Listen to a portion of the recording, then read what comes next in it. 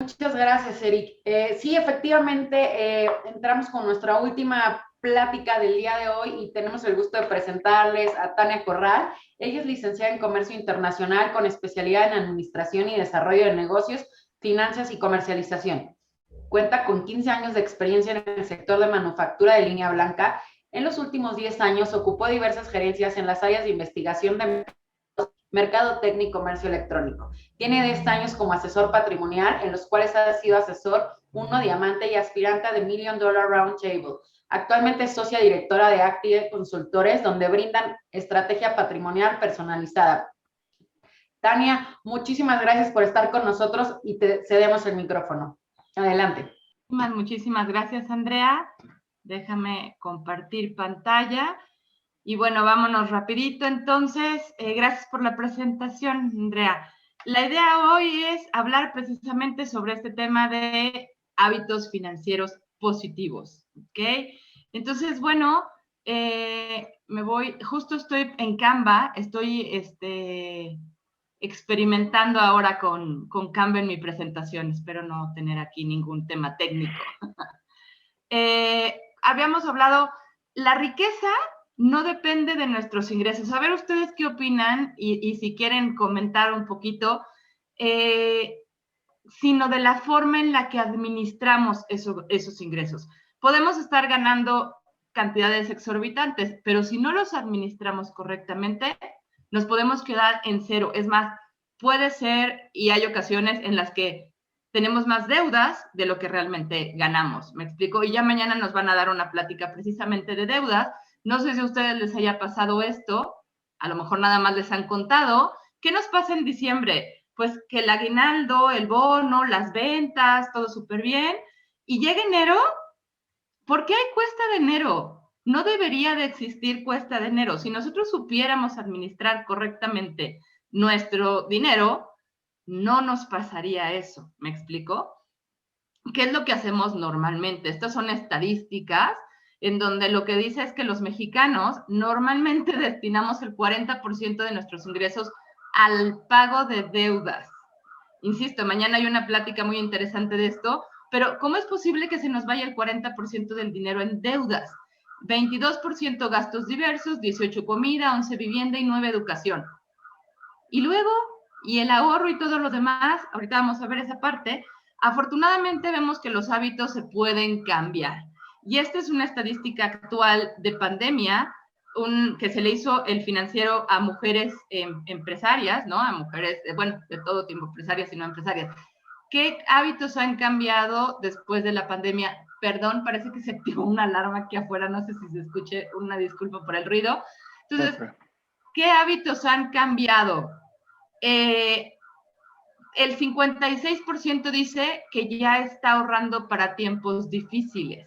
Desafortunadamente, la pandemia ha sido un tiempo difícil para muchos, empresarios y no empresarios, ¿no? Empleados y no empleados, porque nos hemos dado cuenta de la importancia, por ejemplo, del fondo de emergencia. Se ha hablado mucho en esta época de la importancia de un fondo de emergencia. Entonces, ¿qué están haciendo ahora las mujeres? Pues el 56 dice que ya está súper consciente que tiene que ahorrar para esos tiempos difíciles. El 46.6 dice que ha reducido sus compras a cosas que no son de primera necesidad. Creo que aquí nos ha cambiado bastante el chip a lo que creíamos que era de primera necesidad y a lo que entendemos ahora como primera necesidad. No sé ustedes, pero mi guardarropa se ha reducido bastante. Terminas usando exactamente lo mismo, ya viste que no necesitas ni tantos jeans ni tantas cosas, ¿me explico? Entonces, este tipo de hábitos ya vimos que sí se pueden cambiar. ¿Cómo es que debiéramos tener unas finanzas? ¿Cuál es la clave para las finanzas sanas? Aprender a administrar mi dinero. Y lo primero es cómo debo gastarlo. Y eso vamos a irlo platicando, pero este es un ejemplo de cómo debiéramos de estar gastando nuestros ingresos, ¿no? La clave aquí es identificar mis gastos e ir haciendo un presupuesto. Entonces, ¿cuál es lo que los expertos nos dicen que debiera de ser esta administración? Del 100% de lo que yo recibo, que puede ser un ingreso fijo, puedo tener, en ingreso fijo por una parte, pero también puedo tener ingresos variables, porque a lo mejor tengo otro tipo de chamba adicional y vendo esto y vendo lo otro, porque estoy como freelance o lo que sea, ¿no? Pero podemos tener diversos ingresos. El chiste es agruparlos todos para saber exactamente cuánto estoy recibiendo al mes. De ese ingreso, lo recomendable es que el 50% debiera de irse a gastos fijos. ¿Qué cosas son los gastos fijos? Los que no podemos cambiar. O sea, yo no puedo dejar de pagar la hipoteca, yo no puedo dejar de pagar renta, yo no puedo dejar de pagar la comida, la educación de los hijos, ¿me explico? O sea, esos gastos que yo no puedo dejar de tener son los gastos fijos. El 30% debiera irse a gastos variables, ¿no? O no es que debiera, pero pudiera. Aquí en estos variables que entra, aquí sí, mis gustitos, mis apapachos, el pan que platicábamos hace rato, ¿no? Que si el cafecito, el cine, la vacación, el shopping, eso entra aquí en mis gastos variables. Hay que presupuestarlos. Si no los tenemos definidos, nos vamos como gorda en tobogán y ahí viene el descuento de internet, ¿cómo se llama ahorita? El 23 empieza la venta nocturna y todo este tipo de cosas. Sí. Si no tenemos presupuestado lo que queremos gastar, ahí podemos perder una gran parte de nuestros ingresos sin darnos cuenta. El otro 20%, ¿a dónde debiera de irse? Al ahorro. Y este ahorro lo debiéramos de dividir en dos, en el ahorro a corto plazo y en el ahorro largo plazo. Corto plazo, ¿qué es? Corto plazo es, pues ahora sí, ya vamos a poder salir próximamente, entonces pues hay que planear la vacación, a lo mejor estamos por casarnos o por tener algún evento, pues hay que planearlo, la compra de un coche, me explico, estos son eventos de corto plazo y hay que planearlos y hay que ahorrar para esto. Largo plazo, la compra de una casa, ¿no? Por ejemplo, quiero dar un enganche, viene la graduación, la educación de mis hijos, mi retiro. Estos ya son eventos de más largo plazo e insisto, hay que planearlos. Aquí la clave es la planeación a largo plazo. ¿Por qué es que debemos ahorrar? Pues para el cumplimiento de nuestras metas. Ahorita vamos a hablar un poquito más sobre estas metas y cómo es que se dividen como en etapas, ¿me explico? Pero lo más importante es tener claras cuáles son estas metas, ¿no? Financieramente hablando, y eso es lo que vamos a ver ahorita, ya vamos a entrar más a detalle, qué cosa es una meta financiera, por qué es importante que las definamos, cuándo debo de empezar a planear estas metas y a ejecutar estas metas, qué beneficios adicionales puedo tener y cómo le hago, qué tengo que hacer, cuál es el ABC para alcanzar estas metas. Ajá. Cualquier duda que vayan teniendo, pueden apuntar. Yo ahorita no estoy viendo el chat, pero Andrea me ayuda y al final la vemos o con mucho gusto me interrumpen y lo vemos, ¿no? ¿Qué cosa es una meta financiera? Pues son propósitos que tenemos que plantearnos para el cumplimiento de metas personales, familiares, profesionales, patrimoniales. Podemos tener muchas metas, pero todas involucran una buena administración y planeación del dinero. Lo dije desde el principio, aquí está la clave, ¿no? La buena administración y la planeación. Y vamos a hablar ahora de ejemplos de estas metas que todos debiéramos irnos, si no las tenemos, pues irlas planteando, ¿no? Y me gusta representarlo en forma de una pirámide. ¿Por qué? Porque vienen las metas que yo pongo a corto plazo porque son las más importantes, son la base de esta pirámide. Sin esto, vamos a tener graves problemas para continuar. Ahorita entro al detalle. Luego entran, que son las metas de protección, ¿no? Luego vamos a metas de crecimiento, en donde ya el objetivo es armar nuestro patrimonio.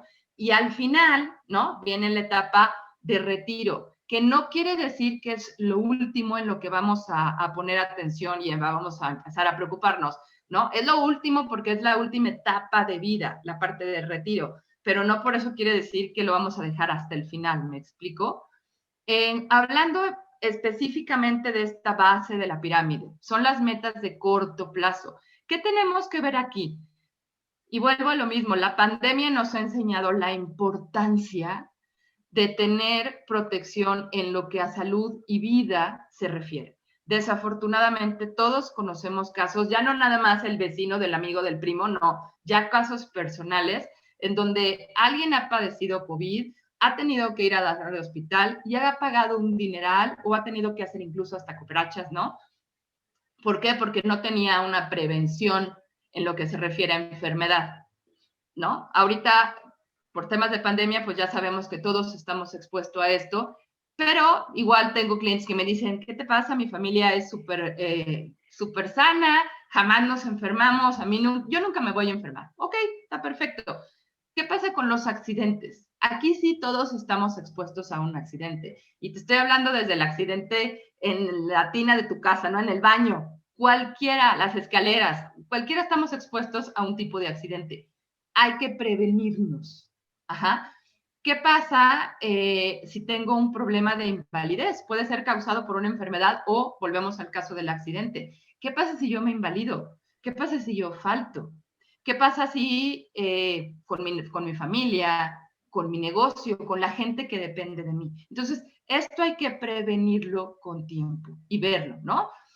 ¿Qué pasa en casos de contingencia? ¿Cómo qué ejemplos pudiéramos tener aquí? Pues el famoso fondo de emergencia. Yo tengo que tener dinero disponible, ¿no? No en efectivo, porque no estoy hablando de tener el dinero en el cochinito o abajo del colchón, no, pero para esto sí se puede ahorrar en un banco, para el fondo de emergencia, ¿no? Ese dinero que necesito tener disponible, por ejemplo, el deducible de mis gastos médicos, ¿no? Cuando menos que sea disponible en mi tarjeta de crédito, ¿no?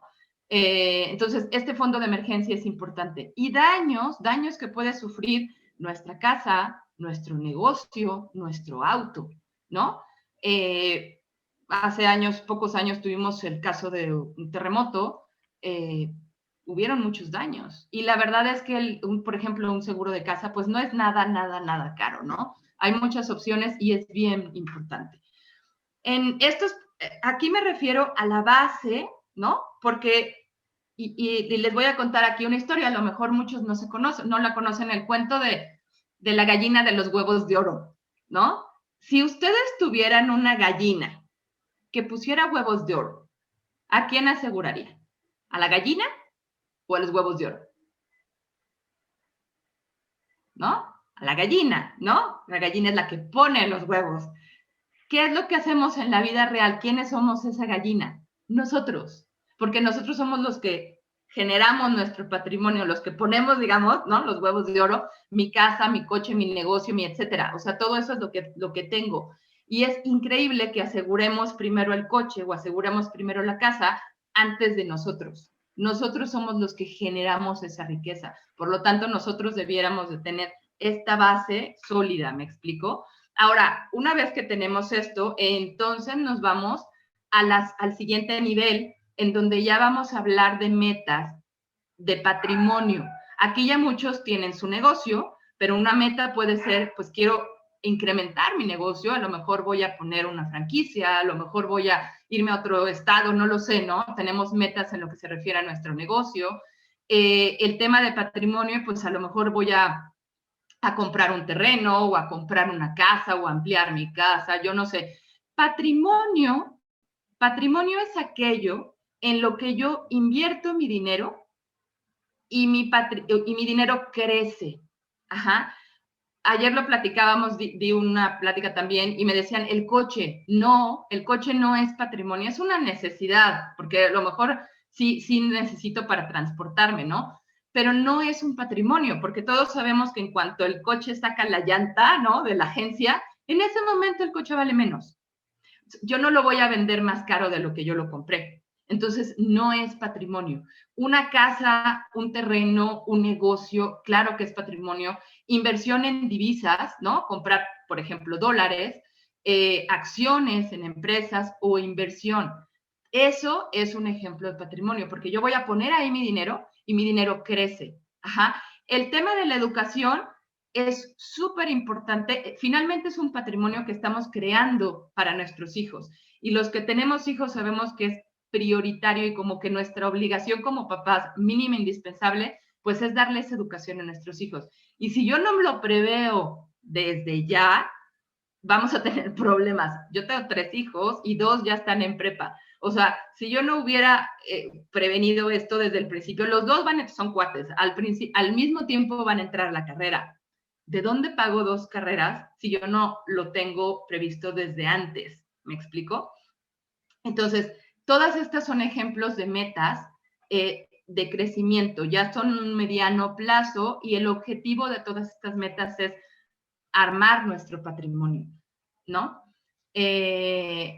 Metas de largo plazo, lo que hablábamos, el pico de esta pirámide es nuestro retiro. ¿Por qué es tan importante planear nuestro retiro? Porque va a llegar. O sea, es algo que si yo no empiezo a planear desde antes y si yo no me preocupo desde ya, ¿qué pasa si tengo 60 años y apenas me voy a preocupar por mi retiro porque quiero retirarme a los 65? O tengo 55 y digo, chispas, ya es momento de que me preocupe por mi retiro. Sí, por supuesto que te puedes empezar a preocupar a los 55, pero no es lo mismo eso que haberte empezado a preocupar desde los 25, 30, 35, ¿me explico? Entonces, aquí lo importante es definir desde ya cómo queremos vivir nuestro retiro. Si hoy, imagínense que hoy fuera nuestro cumpleaños y hoy hubiéramos amanecido cumpliendo 65 años. ¿Qué nos gustaría estar haciendo? ¿Qué quisiéramos estar? ¿No? ¿Dónde nos vemos? Habemos muchos que todavía, bendito Dios, tenemos a nuestros padres. Ustedes pónganse a pensar, ¿me gustaría estar como están mis papás? ¿Qué tengo que hacer para estar como están ellos ahorita? O no, definitivamente no quiero estar como están mis papás ahorita, entonces, ¿qué tengo que hacer para que no me pase eso a mí? ¿Me explico? ¿Cuánto dinero voy a necesitar para vivir ese retiro que yo deseo?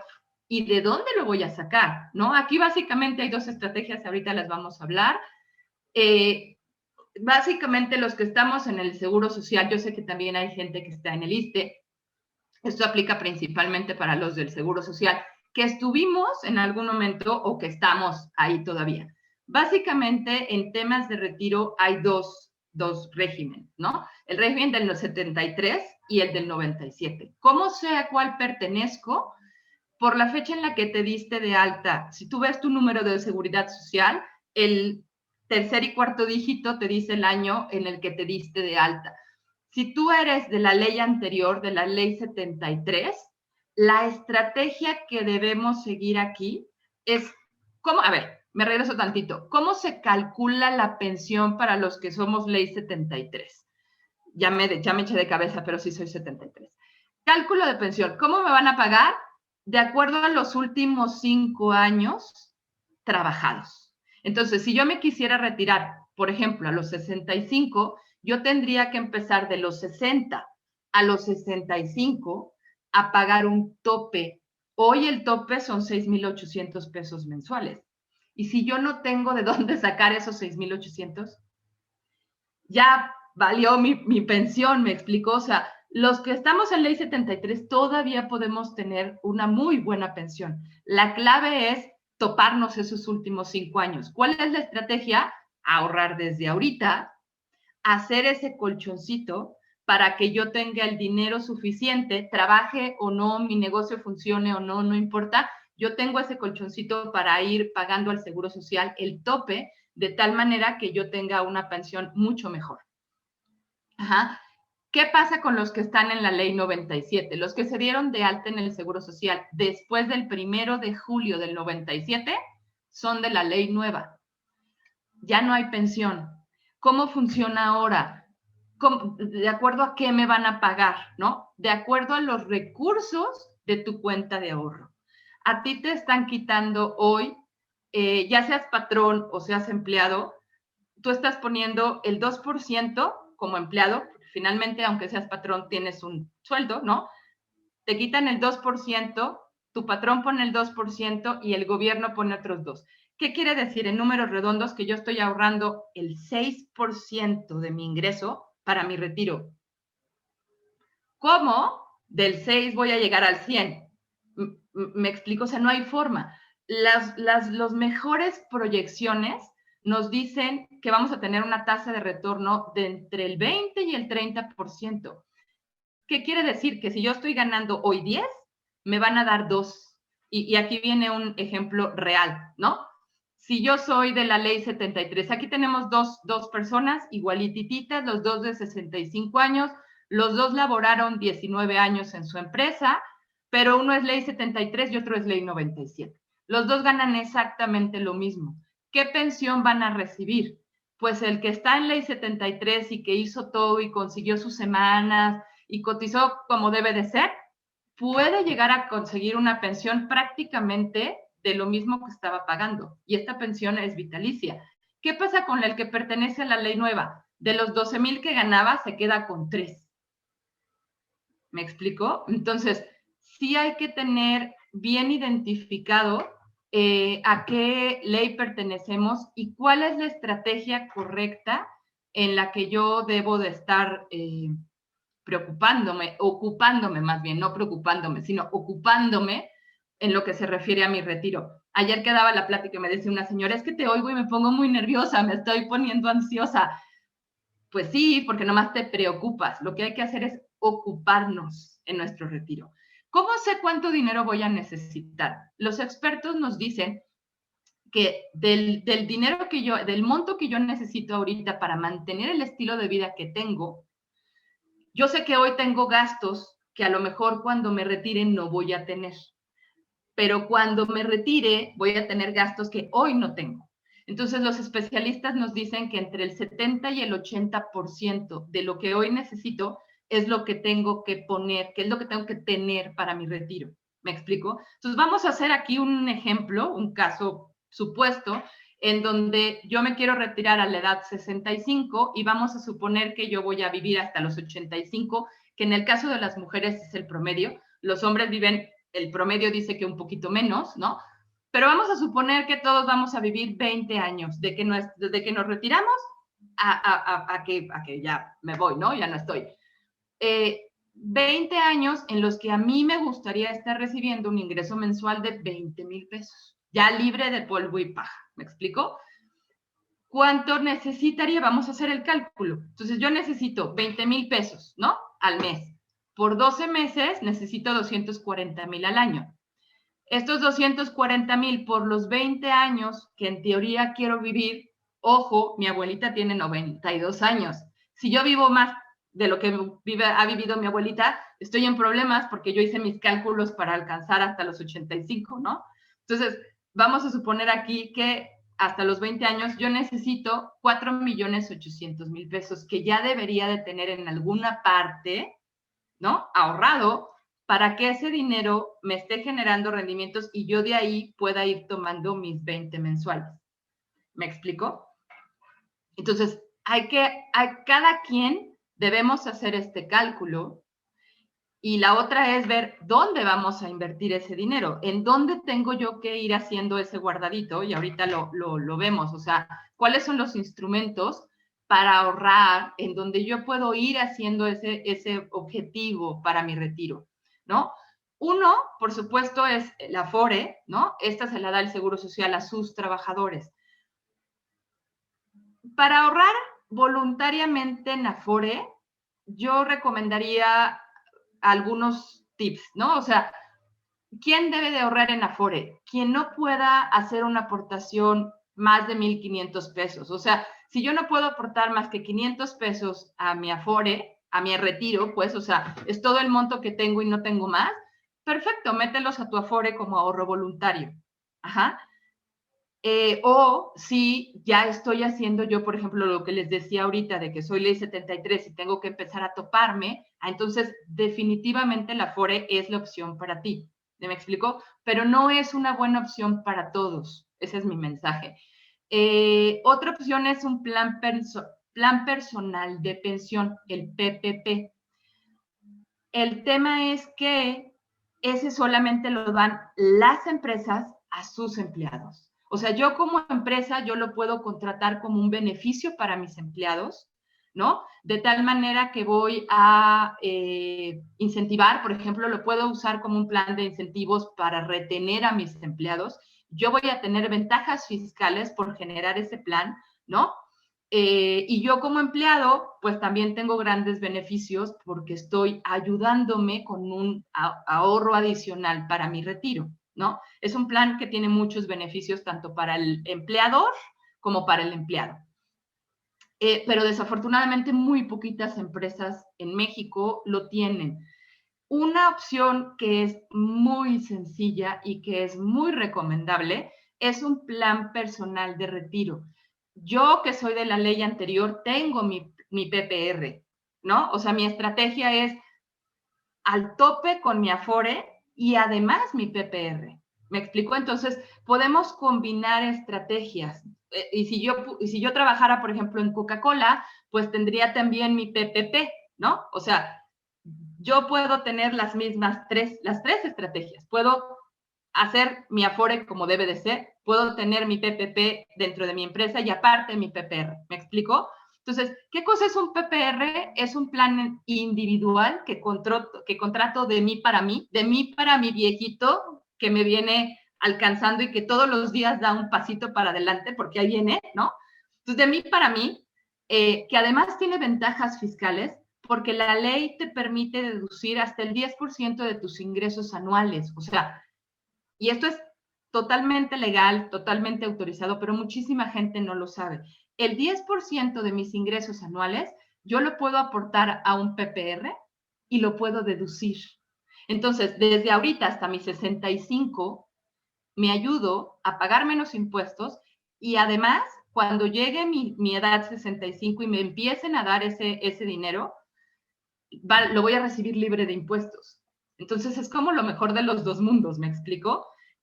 Lo puedo empezar desde 1,500 pesos mensuales. No es que tenga que ponerle un dineral. Ahorita vamos a ver casos específicos en donde si yo soy más grande, pues obviamente necesito meterle más, ¿no? Para tener un mejor retiro. Pero es muy fácil empezarlo. Y además puede dar muy, muy, muy buenos rendimientos, ¿no? Entonces, ¿cuándo debo empezar?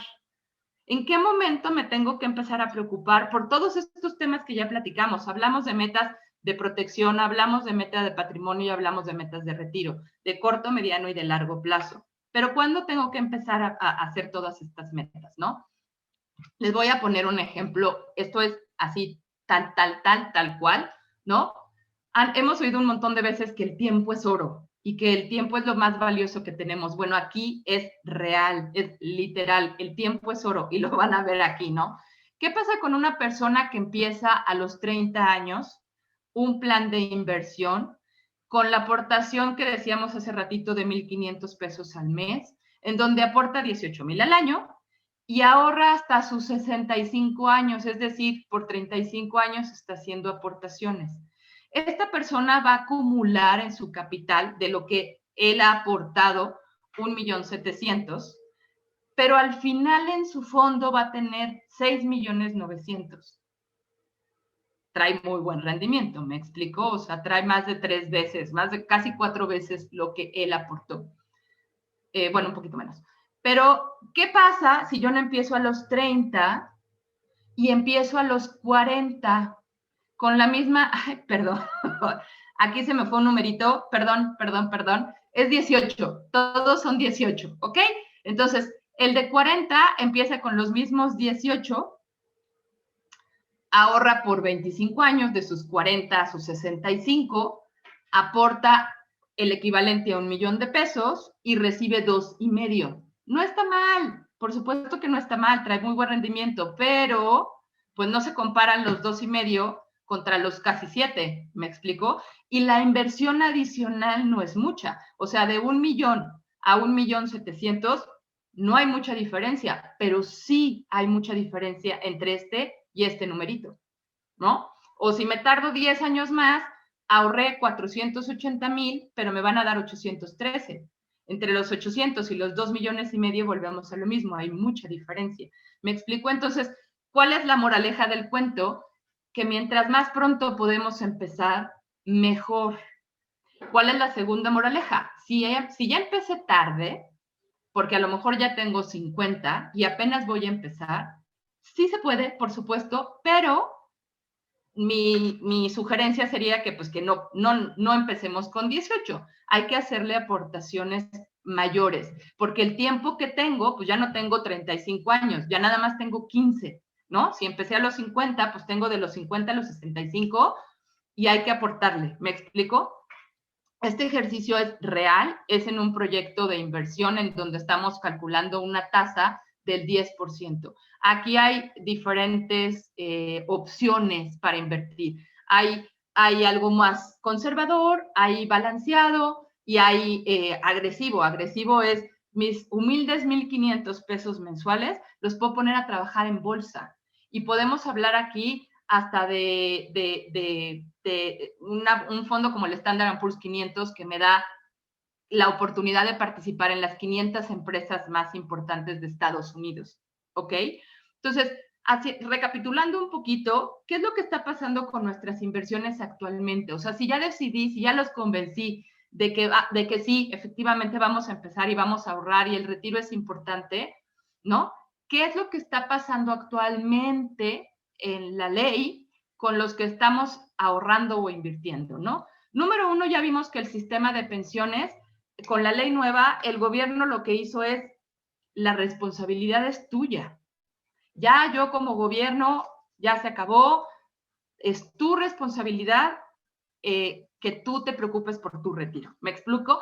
Lo que nos hace el gobierno para ayudarnos es dar este tipo de incentivos fiscales, lo que les comentaba de que el 10% de mi ingreso anual lo podemos deducir.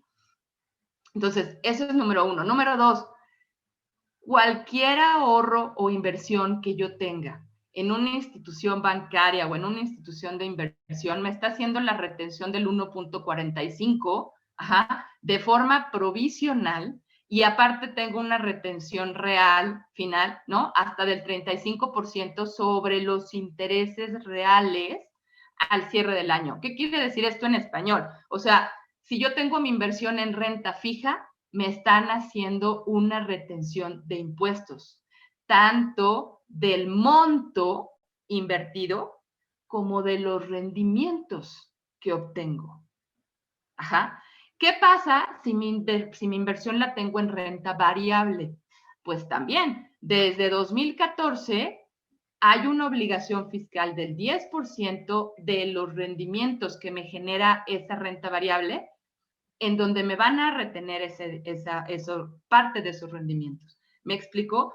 Entonces, pues sí, qué bueno que ahorremos, pero hay que tener mucho cuidado en dónde estamos poniendo ese ahorro y esa inversión. ¿Ok? Por otra parte está el tema de seguridad de información, en donde pues hay que tener cuidado en cómo se maneja la información de mis inversiones y de mí. O sea, por ejemplo, si yo tengo dinero en el banco, esta información es pública. El SAT lo sabe, ¿me explico? Hay otros instrumentos en los que yo tengo la posibilidad de evitar todo esto, ¿no? ¿Qué soluciones pudiéramos ofrecer para que esto no sucede? Una, por ejemplo, yo empiezo mi plan de, por decirte algo, lo que hablábamos ahorita de retiro o algo a largo plazo, y yo puedo diferir el cobro de estos impuestos de los que les estaba hablando. O sea, yo meto mi dinero en una inversión, tiene que ser una inversión específica, ¿no? En donde yo tengo mi dinero ahorrado y este dinero me genera rendimientos. Y sobre estos rendimientos no me van a hacer retención de impuestos. Mientras yo no saque mi dinero, no hay retención de impuestos. Entonces, tengo mi dinero, me genera rendimientos y se suma. Y me vuelve a generar rendimientos y se suma y me vuelve a generar rendimientos y se suma. ¿Me explico? Entonces, tengo un crecimiento exponencial de ese dinero que tengo ahí sin pagar impuestos. El rendimiento se queda completo, ¿no? Además, es inembargable. Si yo tengo una cuenta de banco, por supuesto que me la pueden embargar. En este tipo de herramienta no me la van a embargar porque el dinero técnicamente no es mío, está en la institución, es parte de un fideicomiso. Ajá. ¿Qué otra cosa, qué otro beneficio tengo? La exención de impuestos. O sea, no nada más difiero los impuestos, sino que además tengo la oportunidad, cumpliendo con ciertas características dentro de un plan, yo puedo incluso llegar a exentar y nunca pagar impuestos sobre ese dinero. Está interesante, ¿no? Y además, el tema de la sucesión exenta, ¿qué quiere decir? Que si yo tengo mi dinero en este tipo de herramientas y yo falto, ¿no? Yo me muero, el dinero pasa a mis beneficiarios libre de impuestos. Volvemos al caso del banco, en donde si yo hubiera tenido mi dinero en el banco y yo falto, pues el dinero le llega a mis beneficiarios, pero atrasito del dinero llega el SAT y les dice, lo siento tu pérdida, lamento tu pérdida, pero cáete con los impuestos. ¿Me explico? En este tipo, o sea, hay herramientas para que eso no suceda. Podemos diferir, es inembargable, exento de impuestos, sucesión exenta, no hay forma de que me detecten, ese dinero técnicamente no es mío, por lo tanto, nadie sabe y el SAT no tiene por qué saber, y de verdad es legal, no le estoy hablando de nada chueco ni muchísimo menos. Y otra cosa, otro beneficio que yo puedo tener de este tipo de herramientas es que los puedo deducir. Hablábamos ya de eso, ¿no? Gastos médicos mayores, la prima anual la puedo deducir, es 100% deducible. El PPR es deducible, puedo ingresar hasta el 10% de mis ingresos o 5 UMAS, esto es alrededor de 152,000 pesos. O sea, si mi ingreso anual es de 1,5 millones, pues yo puedo deducir hasta 152,000 pesos. ¿Me explico? Entonces, esta es una gran oportunidad. Y hombre clave, por ejemplo, en el caso de los que somos empresarios, yo puedo tener un seguro que se llama hombre clave, en donde yo, mi socio, mi empleado clave, mi vendedor estrella, de que si se me va el 50% de mis ventas, por ejemplo, son personas claves en la empresa.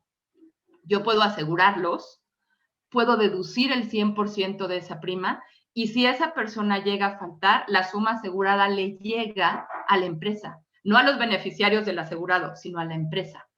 La empresa lo deduce y la empresa recibe la suma asegurada en caso de que esta persona llegue a faltar. ¿Por qué? Porque ese es el objetivo, proteger la suma asegurada de la empresa, ¿ok? Entonces, hablando de metas financieras, que insisto, ya vimos un montón de tipos de metas. ¿Cómo empiezo? Ok, ya te compré la idea, Tania, ya, ok, sí. ¿Cómo le hago? ¿Por dónde empiezo? ¿No? Lo primero es tener súper claro qué queremos lograr, no hacer como el típico de diciembre de, ay, sí, quiero empezar a ahorrar, ¿no? O quiero bajar de peso, y ahí lo dejamos. Nunca decimos ni en cuánto tiempo, ni cuántos kilos quiero bajar, ni nada. O sea, ¿qué tan claro quiero esas metas? Quiero ahorrar para la educación de mis hijos. ¿A qué universidad quiero que vayan? ¿Cuánto dinero necesito ahorrar? ¿En cuánto tiempo necesito lograrlo? Quiero ahorrar porque el retiro. ¿Cuánto quieres estar recibiendo? ¿Cuánto tiempo nos queda? ¿No? Quiero poner un negocio nuevo o quiero crecer mi negocio. ¿Cuánto dinero necesito? ¿En cuánto tiempo? Me explico, o sea, súper específicas. Ahora, es importante priorizar, porque a lo mejor quiero todo, ¿no? Pues sí quiero crecer mi negocio, pero comprar una casa, pero ahorrar para la educación de mis hijos, pero mi retiro. Por supuesto que todas son metas y por supuesto que todas las podemos lograr. El tema es que hay que priorizar por dónde vamos a empezar y hay que armar un plan de cómo vamos a ir logrando estas metas, ¿no? Asesórate de expertos, ayúdate de la gente que sabe y que podemos encontrar ese sistema que más se adecue a lo que tú necesitas. Y a eso voy con la siguiente parte, ¿no? ¿En función de qué? O sea, ¿cómo sé qué metas? Ya dijimos, pero ¿y ahora cómo empiezo? ¿Cómo le hago? Lo primero es definir mi propia realidad. O sea, cada quien sabemos dónde estamos parados. Eso es lo primero que tengo que hacer y a partir de ahí es ver a dónde quiero llegar. Entonces, ¿qué es lo que tenemos que hacer? Haz tu presupuesto. Es lo primeritito, porque yo no sé, ¿se acuerdan la gráfica que les enseñaba al principio, no? Del 100% de mis ingresos, primero saber exactamente cuánto estamos ganando y luego en qué se nos está yendo ese dinero. Identificar los gastos hormiga, súper importante. Estos gastos hormiga es el caso de, traía yo 500 pesos en mi monedero, ya no los traigo. ¿Dónde quedaron? Ya se fueron. ¿Quién sabe en qué se me fueron, no?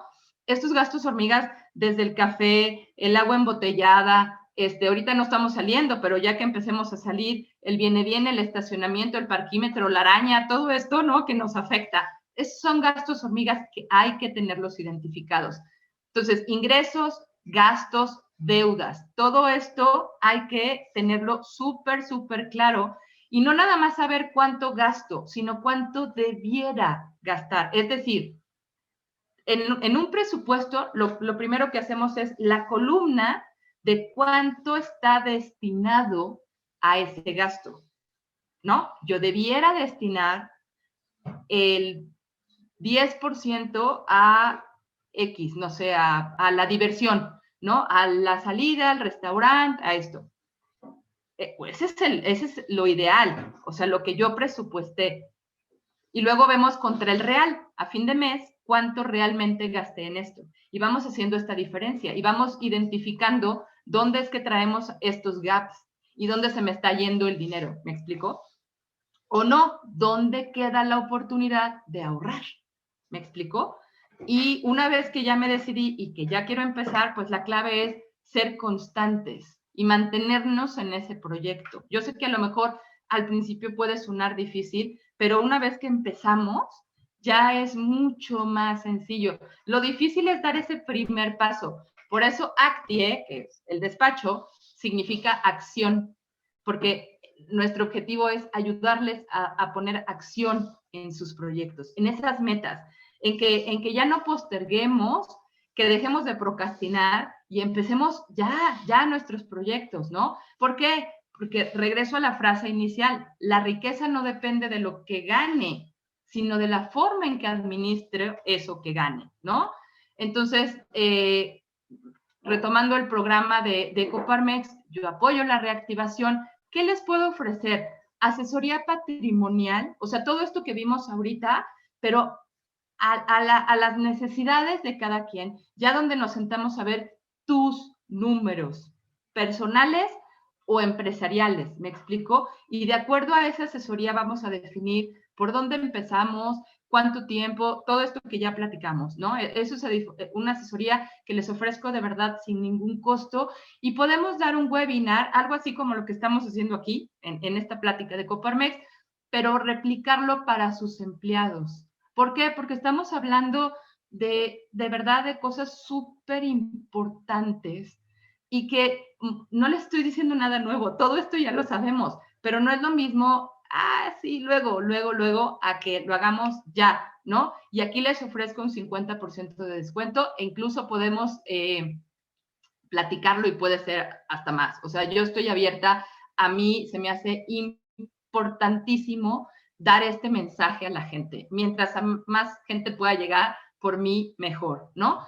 Aquí les dejo mis datos de contacto, está mi celular, mi correo. En este código QR les pido por favor que con su celular le tomen una foto, los va a llevar a una liga donde les pido que se registren y les voy a mandar un formato, unas instrucciones para el tema del presupuesto. Ya vimos que es la clave. La administración de nuestros gastos es la clave para unas finanzas sanas. Entonces, les voy a mandar tanto una presentación como un archivo en Excel para que puedan llevar este presupuesto y tengamos un mejor manejo de nuestras finanzas. Y pues muchísimas gracias, Andrea, Eric, por la invitación. ¿Dudas? Muchísimas gracias, Tania. Una plática muy interesante y muy útil para nuestras finanzas personales. No veo alguna pregunta en el chat. Si alguien tiene una pregunta, ahora es oportunidad de hacerlo, mientras voy a aprovechar yo para hacerte algunas preguntas. Y nos has mencionado, y me encanta el que dices, oye, no es lo que ganas, es cómo lo administras. Y a veces esta es la clave para tener un patrimonio o para no tenerlo, ¿no? Correcto. ¿Cómo podemos empezar a hacer un presupuesto? O sea, si nunca he administrado mis finanzas, ¿cómo poder entrarle a este tema? ¿Cómo hacer un presupuesto? Buenísima pregunta. Aquí lo que les sugiero es, y nos va a costar porque no tenemos esa costumbre, muchos, anotar todo. O sea, ¿cómo voy a presupuestar cuánto quiero gastar si no sé cuánto gasto hoy? Entonces, tenemos que llevar un registro, yo sugeriría por lo menos 3 meses, de cuánto gasto, y para eso pueden usar el Excel que les voy a mandar o pueden bajar, hay apps, hay muchísimas apps en donde yo puedo ir administrando cuánto gasto y apuntar todo, que si me trajeron el súper y le di 30 pesos de propina al chavito, apunta tus 30 pesos, apunta todo, cuánto y en qué. Una vez teniendo ese registro por unos 2-3 meses, entonces sí ya puedo ver en qué estoy gastando y hacer mi presupuesto, es decir, cuánto realmente quiero destinar a ese gasto. Y luego hacer este comparativo de cuánto presupuesté, cuánto destiné originalmente y cuánto gasté al final. Y ahí vamos a identificar estas diferencias y vamos a ver en dónde y de qué pata andamos cojeando, ¿no? Buenísimo. Pues, a ver, Tania, y ahora otra pregunta. ¿Qué pasa si tengo 1000 metas financieras, quiero muchísimas cosas, o de plano digo, no, pues es que realmente no sé si quiero una meta financiera, o cuando estás tan nublado que no puedes identificar? ¿Qué nos recomiendas? Me pasa mucho las dos cosas con mis clientes. Tengo desde el que me dice, quiero ahorrar, quiero poner a trabajar mi dinero. Lo que pasa es que es mucho más fácil tener una inversión o un ahorro cuando tenemos una meta. Cuando yo sé que estoy ahorrando para algo en particular, para mi retiro, para la universidad de mis hijos, para comprarme una casa, o sea, cuando yo ya sé que estoy ahorrando para algo, es mucho más fácil motivarme, ¿no? Es cuando me quiero ir de vacaciones y quiero entrar en el bikini, pues te pones la foto en el refri y así de no tengo hambre, no tengo hambre, ¿no? Porque estás motivado para lograr ese proyecto. Entonces, cuando tenemos una meta, es más fácil empezar. Si tengo muchas, pues hay que priorizar por dónde, cuál es la más, puede ser la más sencilla, para empezar por la más sencilla y luego ir metiéndonos en cosas más complicadas, ¿no? Pudiera ser, o la más urgente, porque a lo mejor mi hijo ya tiene 6 años y no me quedan muchos años para la universidad. O es urgente que yo dé un enganche para una casa, pues entonces vamos a empezar por ese proyecto. Entonces, de acuerdo a esos dos parámetros, podemos definir si tienes muchas metas, por cuál empezar. La otra es, no tengo ninguna meta, solo sé que quiero poner a trabajar mi dinero. Perfecto, perfecto. Lo que pasa es que para poder definir el plan para ti, adecuado para ti, porque no se trata de el plan que yo quiera para enjaretarle a todo el mundo, sino ver el adecuado para ti. Para poder definir eso es bien importante tener claro para qué quieres ese proyecto. Entonces, cuando hay gente que me dice, pues no tengo nada en particular, ok, pero entonces, ¿por cuánto tiempo puedes poner ese dinero a trabajar? ¿No? A lo mejor 5 años, 10 años, 15 años, 20, no me importa. Es más, lo voy a tener ahí, pero lo quiero tener disponible o no lo quiero tener disponible. Haz de cuenta que no existe, ¿no? O sea, dependiendo de estas características que me dé el asesorado, digamos, yo sobre eso les hago la propuesta. ¿Me explico? Perfecto, sí, definitivamente tienen que ser planes personalizados porque pues es un traje a la medida, ¿no? Dependiendo de las condiciones. Oye, y un tema que yo creo que todos lo vivimos, ¿cómo le hacemos para identificar o ser conscientes de los gastos hormiga? Y comentabas a la hora de hacer el presupuesto, tienes que poner incluso la propina que das o si te compraste las papitas y que no le damos importancia, pero si lo vemos anualmente, no sé si le diéramos ya la importancia que sí tiene. Mira, así de claro te lo pongo, Andrea. Los 1,500 pesos al mes que les explicaba, por ejemplo, para un plan, como para un PPR, son 50 pesos diarios.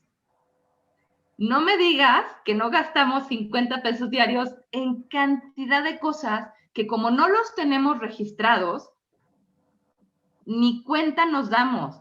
Entonces, por ejemplo, no tengo nada en contra del café, amo el café, pero no es lo mismo un café de 20 pesos que un café de 80 pesos. Entonces, si quiero mi café de 80 pesos, vale, cómprate tu café de 80 pesos, pero no todos los días. ¿Me explicó? Entonces, a lo mejor me hago mi café en mi casa, me llevo mi termo y me tomo mi delicioso café o me compro el de 20 pesos y una vez a la semana me compro el de 80. ¿Me explico? Ya ahí, ya ahorraste. Agua embotellada, cigarros, café, el viene, el mamá, cómprame, mamá, ¿no? El sí me lo merezco, claro que me lo merezco, pero aguas con esos me los merezco, aguas. Entonces, mira, te voy a poner un ejemplo así súper fácil y se los propongo, hagan el ejercicio, agarren una botella de estas así de refresco de 2 litros y meten todas las moneditas, el típico de los hombres que no quieren andar cargando monedas, ¿no? O las mujeres que luego la bolsa nos pesa porque todas esas monedas, métanlas en la botella. Les prometo que la botella se les va a llenar así. Y van a juntar mucho más de 1,500 pesos, ¿no? O sea, a ver, hay gente, conozco clientes que han comprado su comedor con sus moneditas, ¿no?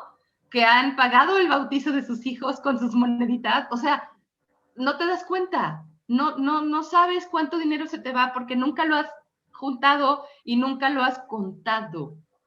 Ajá, ese creo que es la clave, identificar esos gastitos. Perfecto, Tania. Oye, Pablo Condo hace una pregunta, ¿no? Primero te felicita por la excelente ponencia y señala que aprendió mucho hoy para prepararse para su futuro. Y la pregunta es, ¿está pensando acomodar una de sus propiedades para arrendar como departamentos o condominio para asegurarse los ingresos del futuro? Correcto. ¿Podrías darle alguna sugerencia o consejo para el manejo de esta parte inmobiliaria? Fíjate que el tema inmobiliario es una muy buena opción, muy buena opción para tener rentas fijas. Sin embargo, si pensáramos en una mesa, ¿no? De 3 patas, vamos a suponer. Pues yo necesito tener estas 3 patas sólidas, ¿no? Una puede ser mi afore, una puede ser mi negocio y otra puede ser la renta de un bien inmueble o de varios bienes inmuebles, ¿no? Pero ¿qué pasa? Que yo tengo mi negocio y puede tener épocas buenas, épocas malas. Entonces, esta pata puede andar medio cojeando, ¿no? En el tema de bienes inmuebles, me puede pasar exactamente lo mismo. No sé dónde vivan, pero les prometo que por donde viven hay casas que tienen meses en renta o en venta.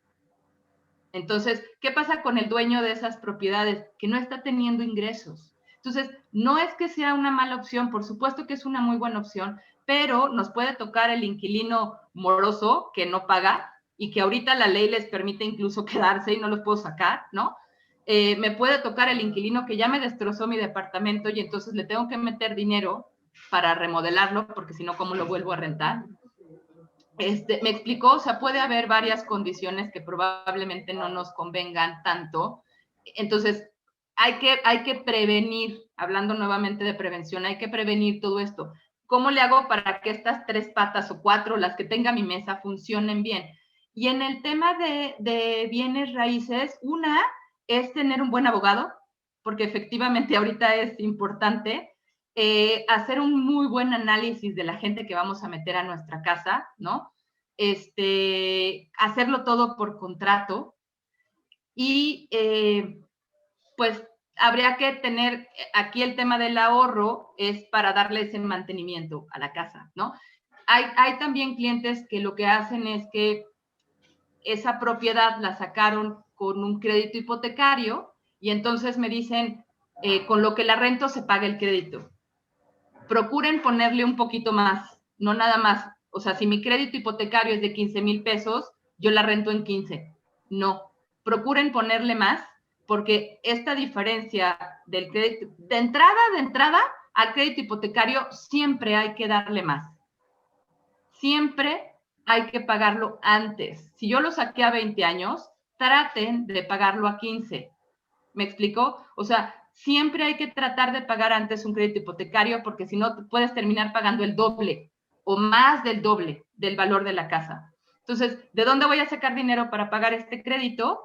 De esa renta. Entonces, tengo que ponerle un valor de renta más para que yo pueda ir juntando y hacer aportaciones adicionales. ¿Me explico? Además tengo que darle mantenimiento a mi propiedad. Y bueno, hay muchas, ya me extendí mucho, perdón Andrea, pero bueno, hay muchas estrategias también para el tema de bienes inmobiliarios. Yo creo que está muy bien respondida la pregunta de Pablo y le diste muy buenos tips y creo que lo que nos llevamos de esta plática que nos diste es lo más importante es la planeación que hacemos en el dinero, tenemos que hacer un presupuesto y tenemos que dejar una parte para el ahorro y eso nos va a permitir alcanzar nuestras metas financieras. Y sin más, le doy la palabra a Blanca para pasar a los reconocimientos. Muchas gracias, Tania. Gracias a ti, Andrea. Muchísimas gracias, Tania, por tu participación. Y sí, efectivamente, nos quedamos siempre con ganas de que nos platiquen un poquito más. Entonces, si me ayudan, por favor, muchísimas gracias. A nombre de Coparmex Metropolitano y de la Comisión de Negocios y Financiamiento de nuestro presidente Eric Jiménez, te hacemos entrega de este reconocimiento virtual, Tania Corral Garza. Muchísimas gracias por tu apoyo y en la participación de este webinar. Así es de que, pues, te esperamos pronto por aquí, te esperamos pronto ya como socia Coparmex, te esperamos muy pronto en Mujeres Empresarias y bueno, gracias. Cualquier duda o pregunta, recuerden que pueden hacernosla llegar para que Tania siga contestando. Muchísimas gracias por tu participación a nombre de Coparmex Metropolitano. Muchísimas gracias.